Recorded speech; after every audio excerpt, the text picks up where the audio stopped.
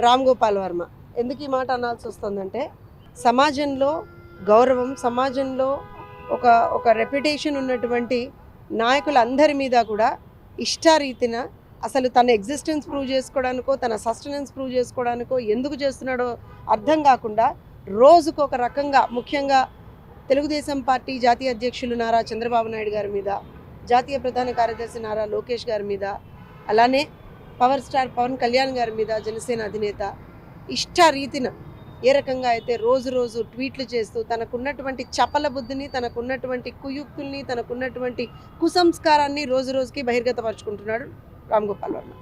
So ఖచ్చితంగా ఇవాళ ఇక్కడ మీరు చూస్తూ ఉన్నారు, ఇది అతని ట్విట్టర్ అకౌంట్లో అనుక్షణం కూడా అతను పోస్ట్ చేస్తున్నాడు. ఇది ఒకటి కావచ్చు, మార్ఫ్డ్ ఫోటోగ్రాఫ్స్, ఎక్కడికక్కడ morphed photographs, and also censor board ఇచ్చినటువంటి సర్టిఫికెట్ని కూడా ఈ రకంగా మార్ఫ్ చేసి నేను చూపించుకుంటాను అని చెప్పి తాను ఆ అనుక్షణం కూడా తనకున్నటువంటి ట్విట్టర్ సోషల్ మీడియా సాక్షిగా రోజు రోజు ఇలాంటి పిచ్చి పనులు చేస్తూ ఉన్నాడు. సో నాకు తెలిసి ఏదో ఒక రకమైనటువంటి మానసిక రోగంతో బాధపడుతున్నటువంటి రామ్ గోపాల్ వర్మ గారి మీద ఖచ్చితంగా యాక్షన్ తీసుకోవాలని చెప్పి ఇవాళ ఇక్కడ కమిషనర్ ఆఫ్ పోలీస్ గారికి వచ్చి మేము వినతి పత్రం ఇవ్వడం జరిగింది.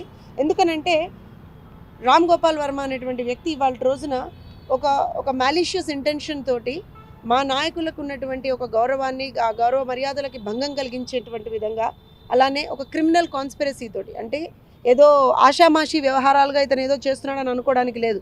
దీని వెనక ఎవరో పెద్దవాడే ఉండి దాన్ని ఎక్కడికక్కడ ఫండ్ చేస్తూ వెళ్తున్నాడు అనేటువంటి కూడా స్పష్టం. ఇతను ఇలాంటి చేష్టల వల్ల రాష్ట్రంలో, అక్కడ ఆంధ్రప్రదేశ్లో కావచ్చు, ఇటు చంద్రబాబు నాయుడు గారి అభిమానులకు కావచ్చు, పవన్ కళ్యాణ్ గారి అభిమానులకు కావచ్చు, నారా లోకేష్ గారి అభిమానులకు కావచ్చు, అందరికీ కూడా ఇబ్బంది కలుగుతూ ఉంది. రాష్ట్రంలో, అక్కడ ఆంధ్రప్రదేశ్ రాష్ట్రంలో ఒక విధమైనటువంటి అన్రెస్ట్ అనేటువంటిది వచ్చింది. సో ఖచ్చితంగా దీన్ని అడ్రస్ చేయాల్సినటువంటి బాధ్యత ఉందని చెప్పి ఇవాళ కమిషనర్ గారికి విన్నవించుకోవడం జరిగింది. దానికి సంబంధించినటువంటి మేము ఇవాళ ఇక్కడ ఒక కంప్లైంట్ ఇచ్చున్నాము, దానికి సంబంధించినటువంటి ఎక్నాలెడ్జ్మెంట్ కూడా తీసుకున్నాం. వదిలే ప్రసక్తి లేదు, రామ్ గోపాల్ వర్మ గారు మిమ్మల్ని వదిలే ప్రసక్తి లేదు. ఎందుకనంటే సమాజానికి ఏదన్నా మంచి చెయ్యాలి అనుకుంటే ఏదైనా సినిమాలు తీసుకోండి, లేకపోతే సమాజానికి మీరు ఏదైనా నేను ఒక మెసేజ్ ఇస్తాననుకుంటే అది వేరే విషయం. కానీ ఒకళ్ళ చేతుల్లో పప్పెట్లుగా మారి, ఒకళ్ళు ఏదో చెప్తున్నారు కదా, 4 డబ్బులు వస్తున్నాయి కదా అని చెప్పి పేటీఎంల బ్యాచ్ లాగా మీరు కూడా తయారై ఇవాళ రోజున నేను ఏదో ఎలగబెడతానంటే మాత్రం ఊరుకునే ప్రసక్తి లేదు.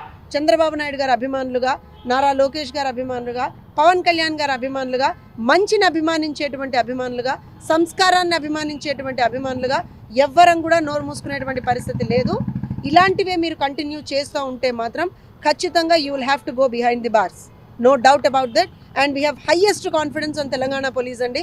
ఇప్పుడు చాలా సందర్భాల్లో మేము మొన్న సార్కి సంబంధించి ఒక రాంగ్ అండ్ ఫేక్ లెటర్ని వాళ్ళు సర్క్యులేట్ చేసినప్పుడు కూడా తెలంగాణ పోలీసులు చాలా సమర్థవంతంగా దాన్ని తిప్పికొట్టారు. ఎవరు ఏం చేస్తున్నారు అనేటువంటిది ఇమ్మీడియట్గా ఆ కంప్లైంట్ మీద వాళ్ళు యాక్ట్ చేస్తున్నారు. So we expect Telangana police to act very very strong in this particular case also. And ఖచ్చితంగా రామ్ గోపాల్ వర్మ గారి మీద ఒక స్ట్రాంగ్ యాక్షన్ తీసుకుంటారనే మేము భావిస్తూ ఉన్నాము. కమిషనర్ గారు కూడా రేపు పొద్దున మళ్ళీ కలవమని చెప్పారు.